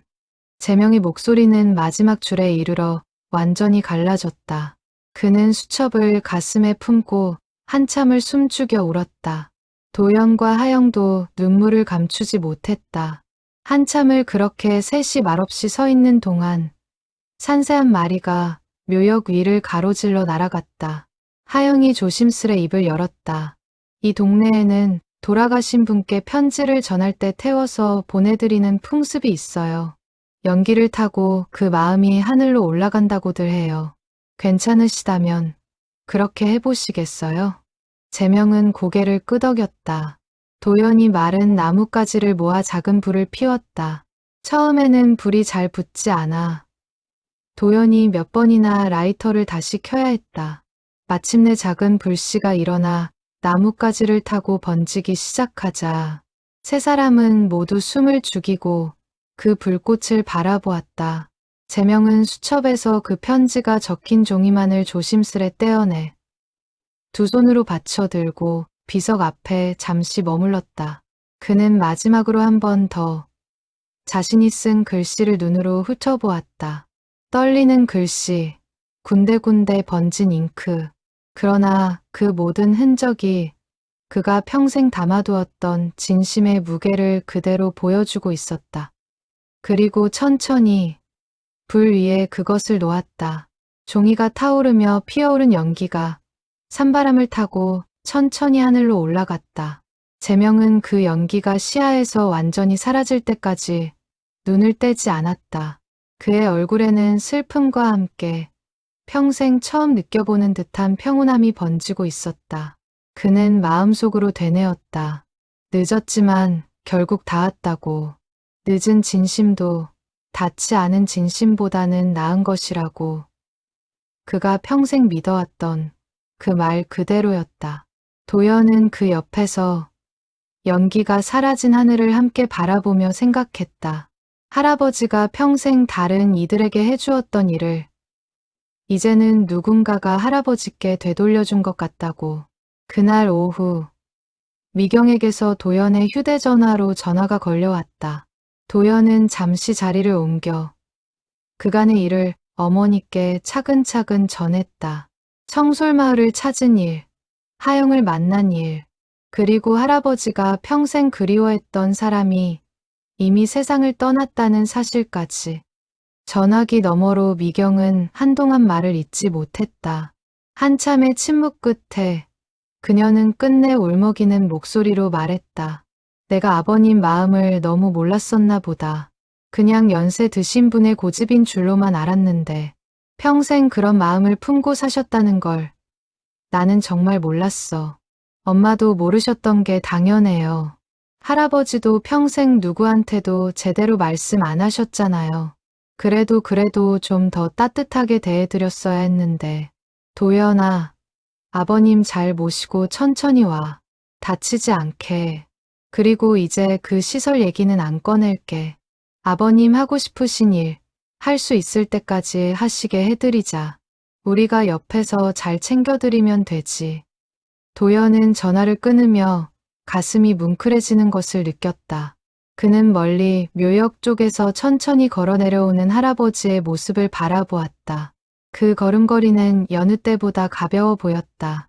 하영이 옆에서 조용히 말을 건넸다. 오늘 와주셔서 정말 고맙습니다. 작은 할머니도 어딘가에서 분명히 오늘 같은 날을 기다리고 계셨을 거예요. 솔직히 저도 오늘 같은 날이 정말로 올 줄은 몰랐어요. 그런데 이렇게 직접 보니까 사람 마음이라는 게 참 무섭기도 하고 또 참 아름답기도 한 것 같아요. 세 사람은 산을 내려오는 길, 누구도 먼저 입을 열지 않았다. 그러나 그 침묵 속에는 더 이상 무거운 슬픔만이 아니라 어떤 잔잔한 안도가 함께 흐르고 있었다. 산자락 끝에 다다랐을 때 재명이 문득 걸음을 멈추고 뒤를 돌아보았다. 멀리 묘역이 작게 보였다. 그는 그쪽을 향해 가만히 고개를 숙였다. 마치 마지막 인사를 건네듯이. 그러고는 다시 몸을 돌려 두 사람과 함께 산길을 걸어 내려갔다. 그의 걸음에는 더 이상 망설임이 없었다. 산길 끝에 다다랐을 때 재명이 문득 걸음을 멈추고 뒤를 돌아보았다. 산 너머로 노을이 붉게 번지고 있었다. 그는 그 노을을 한참 바라보다가 낮은 목소리로 중얼거렸다. 고맙다, 서희야. 끝까지 나를 믿어주어서. 음포로 돌아온 뒤 재명의 하루는 예전과 크게 다르지 않았다. 산골 마을에서의 며칠이 마치 긴 꿈처럼 느껴질 만큼 일상은 빠르게 그를 다시 끌어안았다. 그는 여전히 화요일과 금요일 아침이면 낡은 자전거를 끌고 우체국 뒷마당으로 향했다. 그러나 그의 걸음걸이에는 예전에는 없던 어떤 가벼움이 묻어 있었다. 동네 사람들도 그 변화를 알아차렸다. 요즘 영감님, 얼굴이 훤해지셨네요. 누군가 그렇게 말을 건네면 재명은 그저 옅게 웃으며 자전거 페달을 밟았다. 동네 사람들은 그 변화를 정확히 짚어내지는 못했지만 어딘가 다르다는 것만은 느낄 수 있었다. 평상에 앉은 노인들 중 한 사람이 그에게 물었다. 박씨, 요즘 무슨 좋은 일 있나? 얼굴이 한결 편해 보이는구먼. 재명은 그저 웃으며 고개를 끄덕일 뿐 자세한 사정을 말하지는 않았다. 그 이야기는 오직 그와 도연과 그리고 멀리 산골 마을의 하영만이 아는 이야기였다. 그것으로 충분했다. 영동우체국에서 가져온 나머지 16통의 편지도 그는 하나씩 정성껏 수신인을 찾아 나섰다. 몇 통은 이미 너무 늦어 수신인이 세상을 떠난 뒤였지만 그래도 그는 그 가족들의 손에 마지막 한 장을 쥐어주는 일을 멈추지 않았다. 어느 집에서는 늙은 아들이 아버지의 마지막 편지를 받고 마당에 주저앉아 울었고 또 어느 집에서는 손녀가 할머니의 글씨를 처음으로 마주하고 눈물을 훔쳤다. 늦은 진심도 닿지 않은 진심보다는 낫다는 그의 오랜 믿음은 이제는 더 단단해진 확신이 되어 있었다. 그는 이제 그 말을 입 밖으로 꺼낼 때마다 예전과는 다른 무게가 실린다는 것을 스스로도 느꼈다. 어느 가을 저녁, 재명은 도연을 불러 앞에 앉혔다. 그는 창고 열쇠를 도연의 손에 쥐어주었다. 도연아, 이 일을 내가 맡아주었으면 한다. 도연은 놀란 얼굴로 할아버지를 바라보았다. 제가요? 저는 이런 일은 잘 모르는데요. 몰라도 된다. 그냥 마음을 다해 들여다보면 된다. 그게 전부다. 나도 처음엔 아무것도 몰랐다. 그저 한 통의 편지가 마음에 걸려서 그 길로 들어선 것뿐이었다. 도연은 한참을 망설이다가 결국 고개를 끄덕였다. 그는 시청 일을 하면서도 주말이면 틈틈이 할아버지와 함께 창고를 정리하기 시작했다. 처음에는 낯설고 서툴렀다. 어떤 편지는 며칠을 뒤져도 수신인의 흔적을 찾을 수 없었고 어떤 사연은 너무 복잡해 어디서부터 손을 대야 할지 막막했다. 그러나 시간이 지날수록 그는 할아버지가 평생 이 일에 쏟아온 마음이 어떤 것인지 조금씩 이해하게 되었다. 한 번은 그가 어렵게 찾아낸 한 가족이 수십 년 전 돌아가신 할머니의 마지막 편지를 받고 눈물 짓는 모습을 직접 보게 되었다. 그날 밤 도연은 할아버지에게 전화를 걸어 말했다. 할아버지, 이제 알 것 같아요. 왜 이 일을 그렇게 오래 하셨는지. 수화기 너머로 재명의 잔잔한 웃음소리가 들려왔다. 미경도 이제는 매주 한 번씩 재명의 집에 들러 함께 저녁을 먹고 가곤 했다. 그녀는 더 이상 요양시설 이야기를 꺼내지 않았다. 대신 가끔 아버님이 좋아하시던 옛가요 테이프를 구애와 함께 듣는 시간을 가졌다. 어느 날 저녁 미경은 식사를 마치고 설거지를 하다가 문득 재명에게 물었다. 아버님, 그때 그 빚 이야기 저도 어머니한테 어릴 때 몇 번 들었던 것 같아요.